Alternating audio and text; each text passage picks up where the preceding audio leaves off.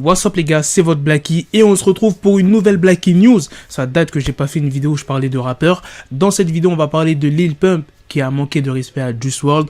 On va pas parler que de ça, je vais vous parler de sortie d'album. Comme d'habitude les refs, je compte sur vous pour lâcher un maximum de pouces bleus et let's go pour la story. Dans une vidéo qui date du 25 avril, Lil Pump a teasé un de ses nouveaux titres et dans l'extrait qui est apparu dans un tweet d'une page fan de rap, il dit, je vous dis directement la traduction, « Maman me l'a dit, ne va pas à l'école sur un percocet, comme Juice WRLD. 70 livres sur le jet privé, je chevauchais un spectre violet avec 2 briques de méthamphétamine. Je lui ai tiré dans le bras, mais cela a touché sa nuque. » Tu t'imagines bien, pour les fans de Juice WRLD, c'est complètement un manque de respect. Des gens ont dit c'est totalement irrespectueux, d'autres il est tellement stupide, et d'autres comment puis-je écouter un mec qui se moque de la mort d'un de mes rappeurs préférés. Et il y en a même qui l'ont accusé de harcèlement. Je tiens à le rappeler, ça fait pas longtemps que Juice WRLD est mort, ça fait à peine 6 mois. Pour ceux qui auraient pas trop compris les lyrics de Lil Pump fait référence à l'incident qui a causé la mort de Juice WRLD à l'aéroport du Chicago en décembre dernier. Dans les lyrics, il parle de Percocet. Et qu'est-ce que Juice WRLD avait consommé avant de mourir les gars? De la drogue. Des Percocet. Quand Lil Pump il dit 70 livres sur le jet privé, il fait référence aux autorités qui ont découvert 70 livres de marijuana dans les bagages dans le jet de Juice WRLD. Maintenant je vous laisse avec une vidéo qui va faire plaisir aux fans de Lil Pump. Special announcement, Lil Pump 2 will be dropping next month.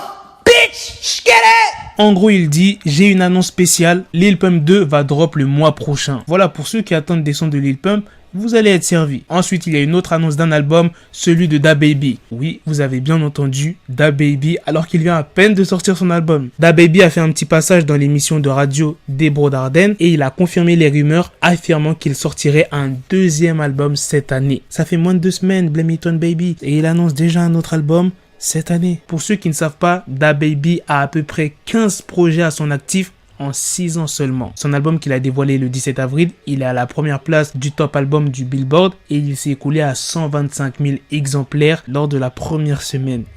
C'est un truc de ouf. DaBaby a été interrogé par l'animateur du show diffusé sur Hot 97. DaBaby il dit « C'est sûr, je ne peux pas ne pas faire ça, je dois en sortir plus, c'est comme ça que je suis au top. » Voilà les gars, c'est la fin de cette vidéo. Dites-moi dans les commentaires ce que vous en pensez des propos de Lil Pump et de son album qui va sortir en mai. Est-ce que vous allez l'écouter? Est-ce que Lil Pump va revenir au top avec son album Lil Pump 2 et du prochain album de DaBaby? Qu'est-ce que vous en pensez de sa productivité? Sur ce, on se retrouve plus tard pour une autre vidéo news les gars. Peace! Got the bezel, had to switch my schedule on my dick, she Lego, never Lego. Him, I stuck up on me, so I call it Velcro. Till I need my dinero pendejo.